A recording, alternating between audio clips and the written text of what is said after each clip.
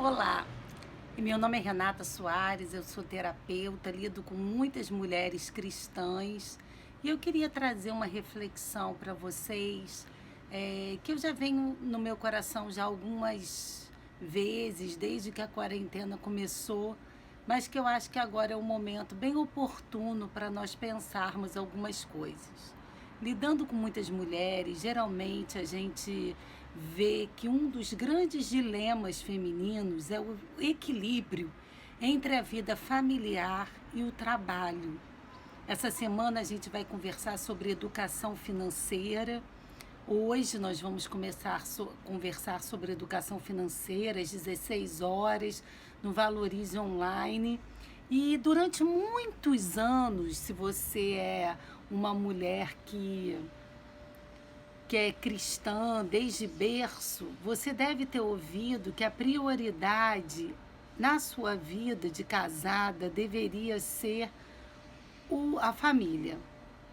Muitas vezes a gente entende que não é bem assim, somos criadas em famílias que incentivam que a mulher estude, trabalhe, mas o discurso cristão, e eu creio que há todo um respaldo bíblico para isso, nos incentiva, primeiro, Deus, e em segundo lugar, a nossa família. E eu quero reforçar essa ideia. Eu acho que a família realmente exige de nós um investimento muito grande se nós desejamos obter alguns resultados.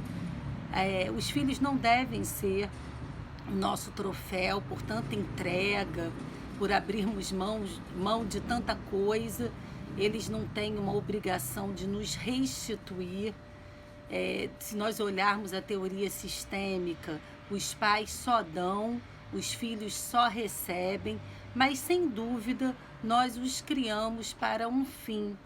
E a palavra é muito clara quando diz que nós temos que inculcar na criança, em todo momento, no sentar e no levantar, a palavra de Deus.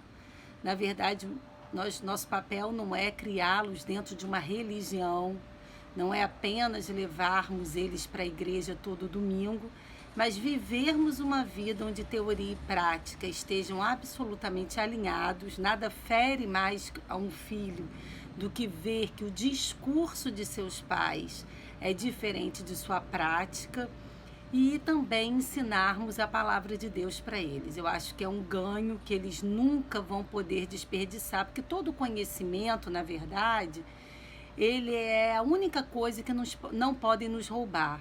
E o conhecimento bíblico, além de mostrar quem é Deus, falar do caráter de Deus, ele também nos ensina a viver. Então, se nós queremos de fato orientar nossos filhos, melhor presente que nós podemos dar é o conhecimento da palavra. Mas de um tempo para cá, nós temos convivido, nós mulheres, com muitos congressos de mulheres, onde encontramos pastoras itinerantes, muitas pastoras itinerantes famosas pelo Brasil, que têm uma vida bastante agitada. E aqui o meu objetivo não é falar da agenda de ninguém. São pessoas suficientemente maduras para saber como devem conduzir suas vidas.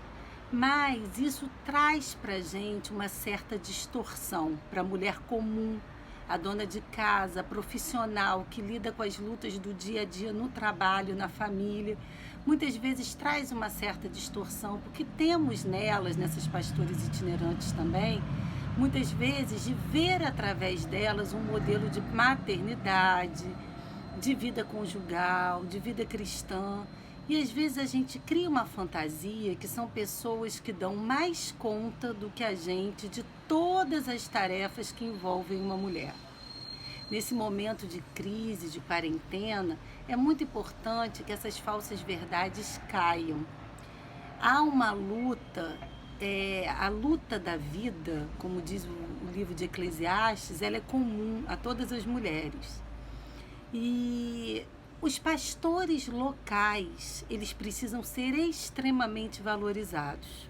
E eu creio que essa é uma atividade que depende de nós, daqueles que frequentam a igreja, aqueles que nós chamamos dentro do evangelho de ovelhas. Nós precisamos valorizar muito mais os nossos pastores locais. Ficou muito claro que nesse período de crise são eles que providenciam as cestas básicas, o aconselhamento, o acolhimento, são eles que estão se desdobrando para fazer cultos online, que conhecem a necessidade de suas ovelhas, e nós, como ovelhas, a palavra diz que nós devemos conhecer a voz do bom pastor. Claro que está falando de Deus, de Jesus, mas nós temos que ser sensíveis à voz dos nossos pastores. Cabe a gente, como membro de uma igreja, obediência.